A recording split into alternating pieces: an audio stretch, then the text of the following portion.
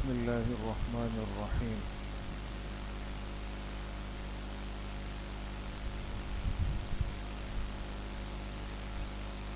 باب ما جاء فی تعلیم السریانیہ. حدثنا علی بن حجر قال اخبرنا عبد الرحمن بن ابی الزناد عن ابیہ عن خارجة بن زید بن ثابت عن ابیہ زید بن ثابت رضی اللہ تعالی عنہ قال امرنی رسول اللہ صلی اللہ علیہ وسلم ان اتعلم له کلمات من کتاب یہودا وقال انی واللہ ما آمن یہود علی کتابی قال فما مر بی نصف شہر حتی تعلمته له قال فلما تعلمته كان اذا كتب الى يهود كتبت اليهم واذا كتبوا اليه قرأت له كتابهم. حدیث مبارکہ کے درس میں جو آج کی حدیث مبارکہ ہے اس کا تعلق انسان کی تعلیمی زندگی، حصول علم کی زندگی سے. ایک انسان کی وہ زبان ہوتی ہے جو انسان اپنے ماحول میں خود سیکھ لیتا ہے، جسے ہم کہتے ہیں یہ ہماری مادری زبان ہے، قومی زبان ہے. جیسے ہماری قومی زبان کون سی ہے؟ اردو. اردو ہماری قومی زبان ہے. اب اردو ایسی زبان ہے کہ جو ہمیں ہمارے گھر کا، محلے کا، خاندان کا، معاشرے کا، شہر کا ماحول خود سکھا دے، وہ ہم سیکھ جاتے ہیں. لیکن کچھ زبانیں ایسی ہوتی ہیں جو ہماری قومی زبان نہیں ہے، مادری زبان نہیں ہے، وہ دوسری قوم کی زبانیں. ایک انسان کے اندر اگر یہ چاہت ہو، یہ طلب ہو اور یہ ذوق ہو کہ میں دوسری زبانیں بھی سیکھ لوں، تو آیا اس کی ایک شرعی حیثیت کیا ہے، یا آیا یہ عمل قابل تعریف ہے یا ایک بیکار کام ہے؟ آج کی اس حدیث کا اس موضوع سے بڑا اہم تعلق ہے. حضرت زید بن ثابت رضی اللہ عنہ مشہور صحابی ہیں، فرماتے ہیں کہ مجھے جناب رسول اللہ صلی اللہ علیہ وسلم نے حکم دیا کہ ان اتعلم له کلمات من کتاب یہودا، کہ میں ان کے لیے سیکھ لوں یہود کی زبان میں سے کچھ باتیں. یہود کی جو اصل زبان تھی نا دوستوں، وہ سریانی زبان تھی. سریانی زبان وہ ایک خاص زبان تھی، اور تورات بھی سریانی زبان میں لکھی ہوئی تھی. چونکہ مدینہ منورہ میں یہود رہتے تھے، وہ زبان بولتے تھے، تو حضرت زید بن ثابت فرماتے ہیں کہ مجھے حضور علیہ الصلاۃ والسلام نے کہا کہ آپ میرے لیے یہود کی اس زبان کا کچھ حصہ سیکھ لیں، ضرورت کی وجہ سے.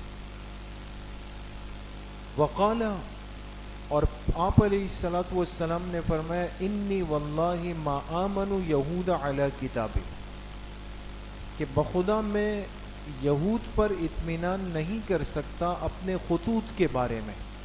غور کیجیے گا، چونکہ اس زمانے میں خطوط آتے تھے مختلف جگہوں سے، لوگوں کے، تو بعض یہودی بھی اپنے خطوط آپ علیہ السلام کو لکھتے تھے کچھ باتیں پوچھنے کے لیے کہ آپ سچے پیغمبر ہیں تو یہ بتائیں، یہ بتائیں. اب یہود کے وہ خطوط آتے تھے سریانی زبان میں، تو آپ علیہ الصلاۃ والسلام کو بامر مجبوری ان خطوط کو سمجھنے کے لیے، پڑھنے کے لیے بلانا پڑتا تھا. کن کو؟ جی، یہود کو بلانا پڑتا تھا. بھئی آپ کی زبان ہے، آپ پڑھ کے بتائیں. لیکن چونکہ یہ 2 نمبر لوگ ہیں، فراڈی لوگ ہیں نا،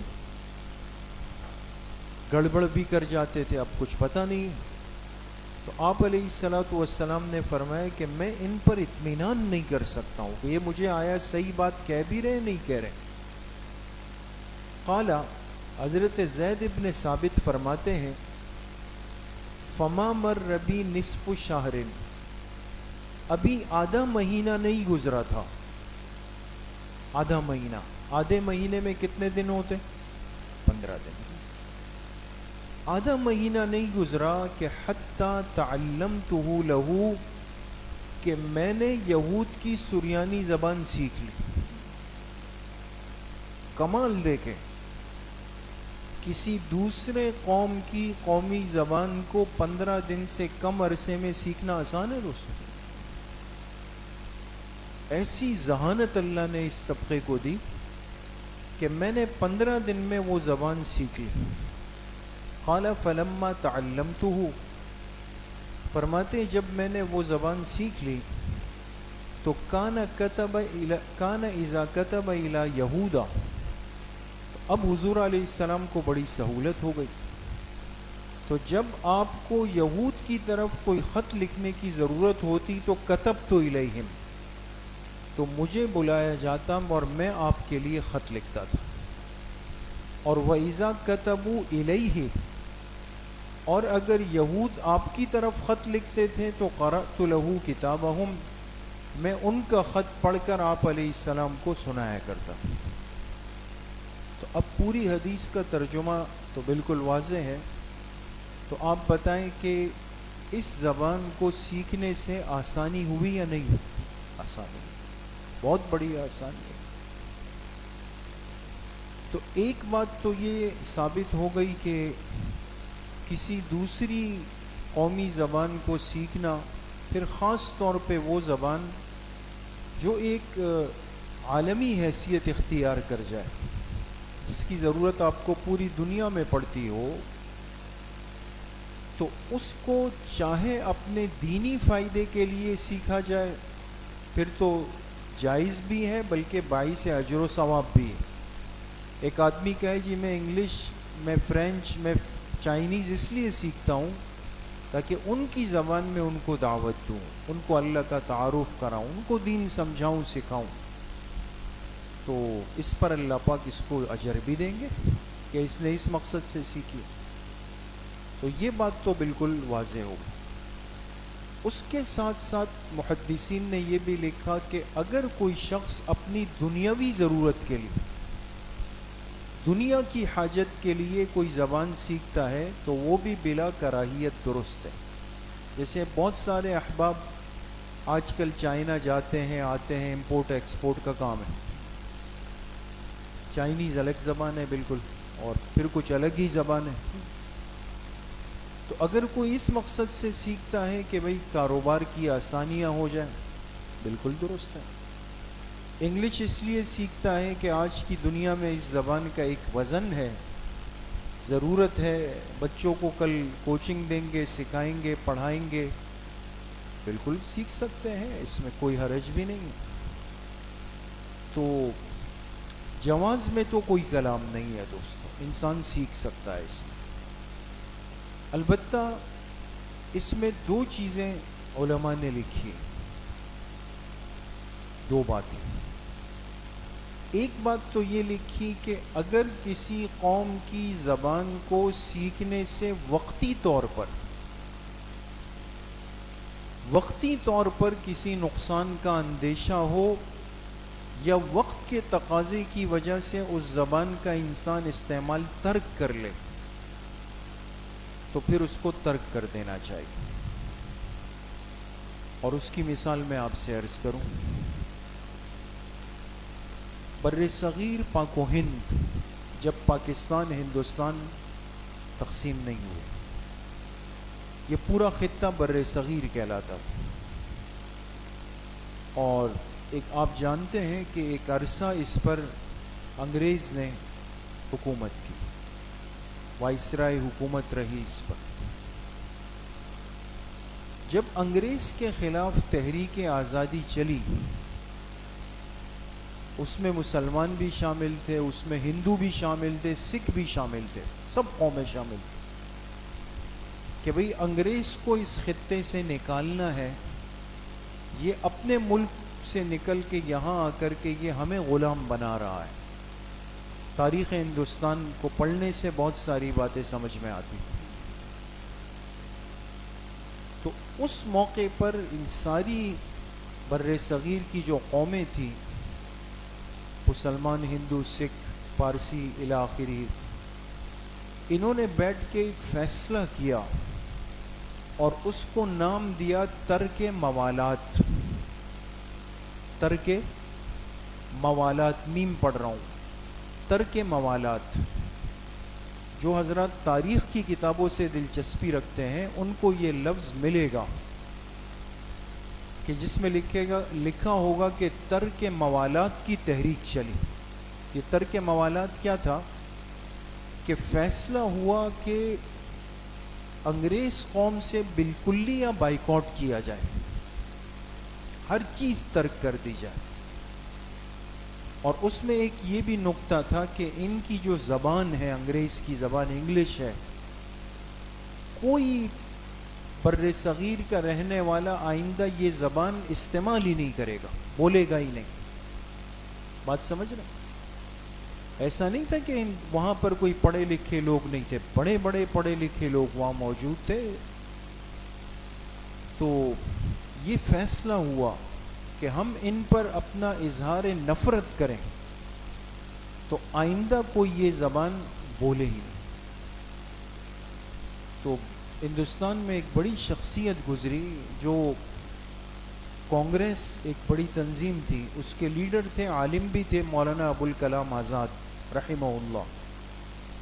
بڑے تحریکی آدمی تھے اور بڑے غضب کے خطیب تھے۔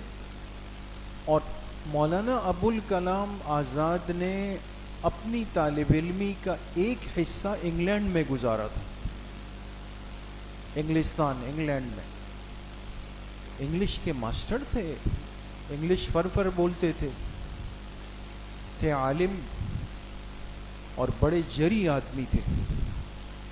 بہرحال تحریک چلی بڑے زوروں پر، تو انگریز پریشان ہوا اور اس نے کہا کہ کوئی آپس میں مل بیٹھ کے اس مسئلے کو حل کر۔ کانگریس نے فیصلہ کیا کہ کون جائے بات کرنے کے لیے۔ سب نے کہا کہ مولانا ابوالکلام آزاد جائے، یہ مضبوط آدمی ہے، عالم بھی ہے، دنیاوی تعلیم بھی رکھتے ہیں، یہ بات کر سکتے ہیں، خطیب بھی۔ مولانا ابوالکلام آزاد گئے۔ یہ بڑا مشہور واقعہ ہے جو آپ کو کتابوں میں ملے گا۔ جو انگریز تھا وہ ٹیبل کے اس طرف بیٹھ گئے، حضرت اس طرف بیٹھ گئے۔ تو چونکہ عموماً کانگریس کے جو لیڈر تھے ان کو انگلش نہیں آتی تھی، تو ایک ترجمان کا انتظام کیا گیا جو آپس میں، تو وہ انگریز انگلش میں بات کرتا تھا، پھر ترجمان اس کو ہندی زبان میں یہاں منتقل کرتا تھا۔ پھر مولانا آزاد جو ہے وہ ہندی میں بات کرتے تھے تو ترجمان انگلش میں کرتا تھا۔ آپ سمجھ گئے نا؟ ترجمان وہ ہوتا ہے جو دونوں کی زبان بول سکتا ہو۔ اب ترجمان یہ کردار ادا کر رہا ہے بیچ میں۔ اس انگریز نے کوئی بات کی انگلش میں اور ترجمان نے اس کو ہندی میں جب منتقل کیا تو غلط ترجمہ کیا۔ تو مولانا تو جانتے تھے انگلش، تو انہوں نے فوراً ترجمان کو ٹوکا اور کہا کہ جی آپ نے یہاں پر غلط ترجمہ کیا۔ تو وائسرائے نے کہا کہ مولانا آزاد اگر آپ انگلش جانتے ہیں تو پھر مجھ سے براہ راست انگلش میں بات کریں، پھر یہ ترجمان کی تکلف کی کیا ضرورت ہے؟ تو حضرت نے فرمایا انگلش میں اگر آپ سے بات کر لوں تو پھر میری آپ سے لڑائی کیسے ہوگی؟ اس لڑائی کا اظہار تو کرنا ہے، دشمن پر یہ واضح تو کرنا ہے کہ میں آپ سے کس درجے کی نفرت کرتا ہوں۔ اس واقعے میں بڑی عبرت کی بات ہے۔ اس سے علماء نے لکھا کہ یہ حضرت نے وہی صورت اختیار کی کہ انگلش بولنا سیکھنا منع نہیں تھا، ورنہ تو وہ اس کے ماہر تھے، لیکن وقت کا تقاضا یہ تھا کہ اس وقت اس زبان کو بالکلیت ترک کر کے ان سے اظہار نفرت کیا جائے، وہ وقت کا تقاضا تھا۔ اور جب انگریز چلا گیا بات ختم ہو گئی، دوبارہ نارمل حالات آ گئے، سب چیزیں صحیح ہو گئی۔ بات سمجھ گئے؟ تو اس سے ایک اور بات کو بھی صاف کر لیں ذہن میں، بہت سارے ایسے لوگ ہوتے ہیں جو ذرا بیچارے احساس کمتری کا شکار ہوتے ہیں، پریشان سے ہوتے ہیں نا، اور وہ جب ناراض ہوتے ہیں نا وہ کہتے ہیں یہ عجیب مولوی لوگ ہیں، پہلے کہتے تھے انگریزی بولنا حرام سی، وہی ترک موالات والی بات پڑھی ہوتی ہے نا کسی کتاب میں، اس کو لے کے یہاں چسپا کر رہے ہوتے ہیں۔ تو سمجھ لینا چاہیے کہ وہ مخصوص موقع کی بات تھی، وہ ختم، بات ختم، آئندہ کے لیے درست ہو جائے گا۔ تو ایک صورت تو یہ لکھی گئی کہ اگر وقت کے تقاضے کی وجہ سے اہل علم فیصلہ کر لے کہ جی ہمیں یہ زبان نہیں بولنی ہے تو ختم ہو جائے گا۔ بات سمجھ میں آ گئی دوستو؟ ایک بات۔ دوسری بات محدثین نے یہ لکھی کہ اگر کسی دوسری قوم کی زبان سیکھنے میں آپ کی اپنی قومی زبان کو نقصان پہنچ رہا ہو اور انسان اس کو بالکل کمتر، بے حیثیت، حقیر سمجھ کے بالکل زیرو ہو جائے، تو تب بھی احتیاط کی ضرورت ہے۔ اب آپ دیکھیں نا ہمارے کتنے بچے بچیاں ایسے ہیں، اور ہم بھی اس پہ خوش ہوتے ہیں کہ بھئی وہ فلاں انگلش میڈیم میں ہے یا اس طرح پڑھ رہے ہیں، تو وہ انگلش فر بول رہے ہوتے ہیں وہ بچے، اچھی چیز ہے، لیکن اردو سے نابلد ہوتے ہیں، مذکر کو مؤنث بنا رہے ہوں گے، مؤنث کو مذکر بنا رہے ہوں گے، بہت سارے الفاظ سے ناواقف ہوں گے۔ اور یہ تو آپ تجربہ کر لیں دوستو، کتنے ساتھی ہمارے پاس آتے ہیں کہ بھئی یہ کتنے، ہم کہتے ہیں بھئی 67، وہ کہتے ہیں 67، 84، تو کہتے 84 کا نہیں پتہ، 150 اور 150 دونوں الگ الگ ہے نا دوست۔ اردو سے ناواقفیت ہو گئی، تو ایسا بھی نہیں ہونا چاہیے۔ انسان اپنی قومی زبان کو بھی اچھا سیکھے، دوسری اقوام کی زبانوں کو ضرور سیکھے، اور ایک دعوت کی نیت سے، ایک اچھی نیت سے، ایک تجارت کی نیت سے، اس نیت کے ساتھ سیکھے اور سیکھنا چاہیے۔ اپنے بچوں کو، نوجوانوں کو ان چیزوں کی طرف ایک معیار کے ساتھ لانے کی ضرورت بھی ہے دوستو۔ اور یقین کریں جو حدیث سامنے ہے نا کہ صحابی حضرت زید بن ثابت فرماتے ہیں کہ میں نے کتنے دن میں سیکھی؟ 15 دن میں۔ یہ وہ صحابی ہے جو قرآن کریم کے سب سے بڑے قاری ہیں دوستو، حضرت زید بن ثابت، جن کا سارا وقت قرآن میں گزرا ہے، یاد کرنے میں، پڑھنے میں، لکھنے میں، جمع کرنے میں، یعنی ایک قرآن کے طالب علم صحابی ہیں، لیکن دوسری زبان سیکھنے پر آئے تو 15 دن میں۔ ہم نے دیکھا ہے بچوں کو، پچھلے سالوں میں آپ کو یاد ہوگا ہمارے تبلیغ والے حضرات نے کراچی میں چائنیز لینگویج کے کورس رکھے تھے، ضرورت تھی، وہاں جماعتوں کی آمد و رفت شروع ہوئی، ضرورت پڑی کہ بھئی اب چائنیز چاہیے، تو 3 ہفتوں کے، 1 مہینے کے، 2 مہینوں کے کورسز ہوئے۔ لیکن آپ حیران ہوں گے کہ ہمارے بھی یہاں سے 3 طلبہ نے وہ کورس کیا، اور ان چند دنوں کے اندر اچھی خاصی چائنیز بولتے تھے۔ مہارت تو ہے، سمجھ تو ہے، ان بچوں کو تھوڑا سا آپ صحیح رخ دکھائیں، ان کے وقت کو قیمتی کریں، ان کو صحیح ماحول میں لے آئے۔ یہ جو ہمارے یہ بچے ہوتے ہیں نا جو قرآن پڑھ رہے ہیں، حفظ کر رہے ہیں، اسکول کے ابتدائی کلاسز میں ہے، یقین کریں ان کا حافظہ کمپیوٹر سے کم نہیں، یہ اتنے تیز اور ذہین ہوتے۔ تو یہ زبانیں آج ضرور سیکھنی چاہیے، اس میں کوئی شک نہیں، لیکن کسی زبان سے مرعوب ہو کر نہیں، احساس کمتری کا شکار ہو کر نہیں، کہ پھر ہر جگہ منہ ٹیڑھا کر کے انگلش کے الفاظ استعمال کر رہے ہیں اور اردو بولنے والے کو حقارت کی نظر سے دیکھ رہے ہیں. یہ چیز پھر درست نہیں. اللہ پاک صحیح عمل کی توفیق نصیب فرمائے.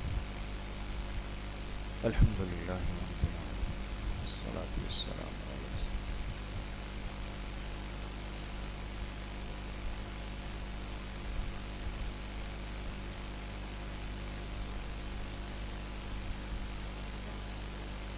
وصلی اللہ وسلم علی نبینا محمد وآلہ وسلم.